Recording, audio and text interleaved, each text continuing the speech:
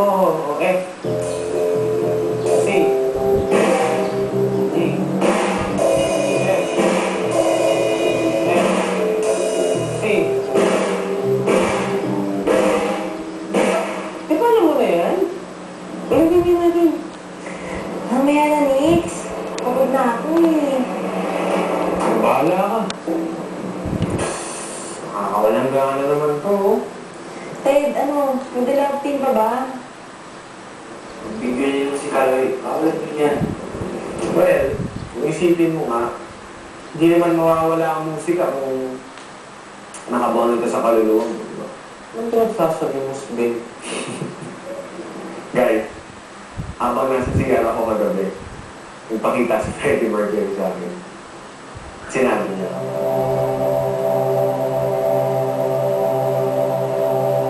"Then, my darling, don't stop me now.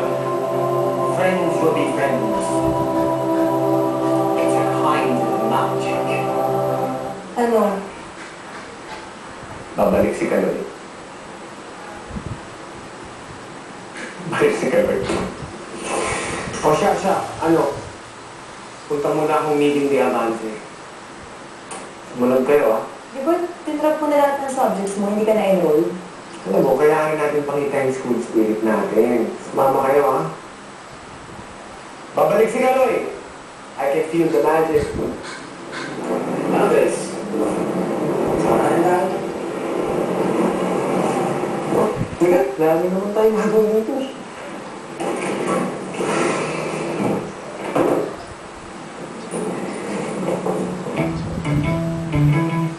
Welcome everyone, and thank you for coming to our university's Meeting the Avance, where we have our candidates for Student Body President deliver their plant-parent service. And now we begin with our Twin Team captain and everyone's favorite nice guy, Sonny!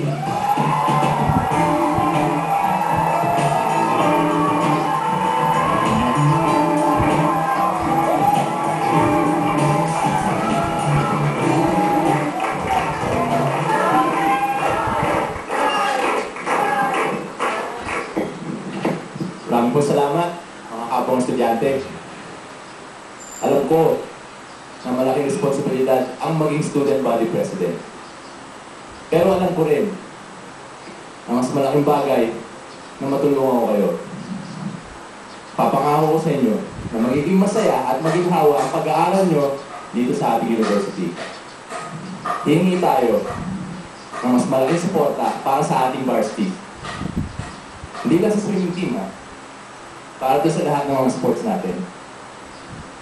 Sa pa, dadagdagan natin ang mga extracurricular activities natin para makatulong naman sa ating academics. Activities such as alternative classes, saka career day. Higit sa lahat, sisiguraduhin ko na ang university natin ay magiging gender equal at environmentally friendly na campus. Lahat ng yan, pinapangako ko sa inyo na gagawin ko kung ako ang iboboto nyo. Maraming po salamat.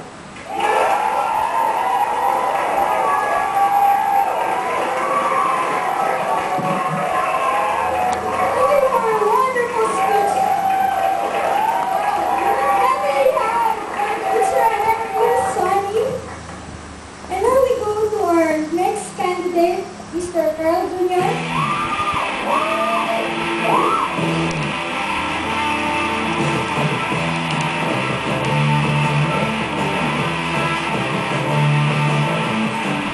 Sonny, meet your worst nightmare. Tatlo lang ang pangako ko kapag akong binoto ng bilang student body president. Una, papagawa ka ng poso sa bawat barangay.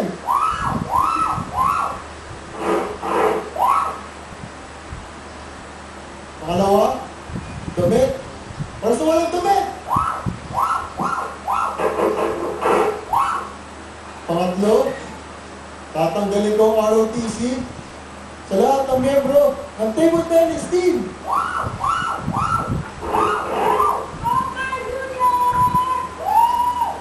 At pangatlo,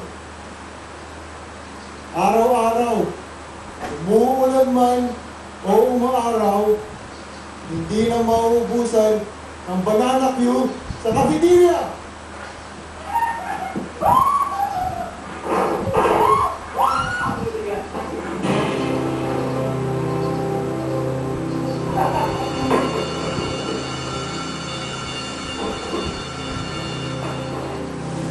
Ibalik mo ang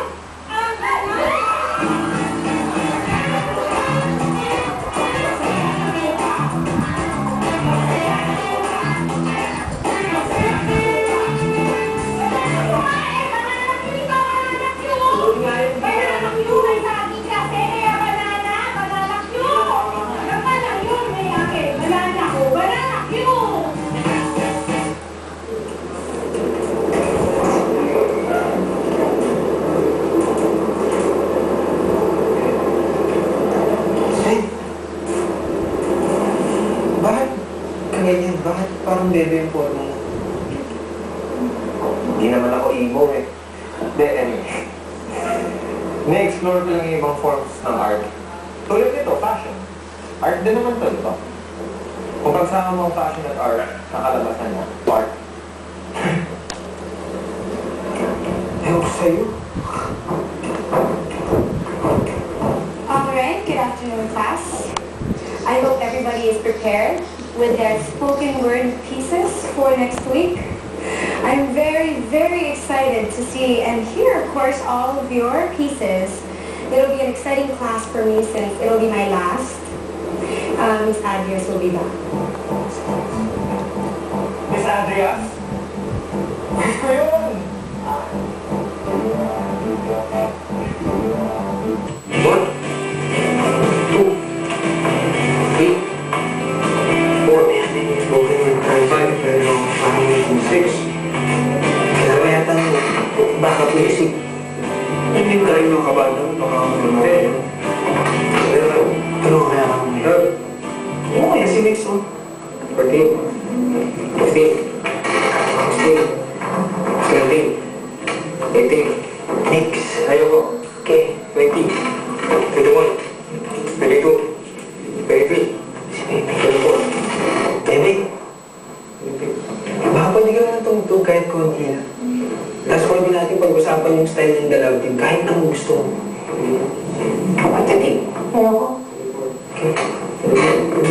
May naisip na ako, Chuk. Pag si Bebe yung ginawa natin baka, walang isipin ni Miss Bebe mo, mag-on kayo. Bakit di lalaki?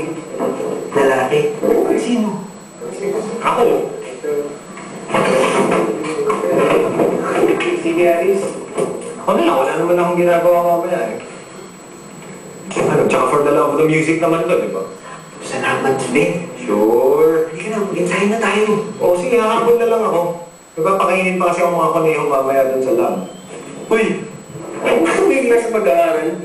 Saka dating art student ka, di biology. Teddy boy, ano ka ba? Mas importante yung pagmamahal mo sa isang bagay kaysa sa isang papel na nagsasabi kung nag-enroll ka o hindi.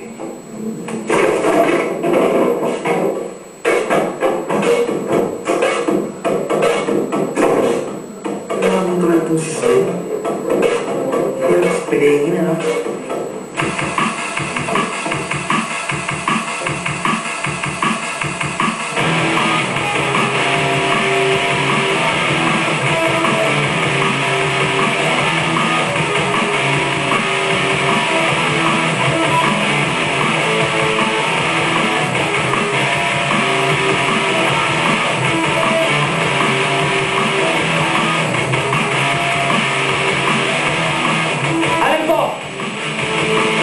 Training ko. Pero ginawa ko yun kasi gusto ko maging magaling kang gitarista. Alam ko kung hindi ka maging kasi galing na kagaya ko. Pero masaya ako. Kaya ikaw ang estudyante ko. Diyan tayo. Ikaw na, hey! Galing.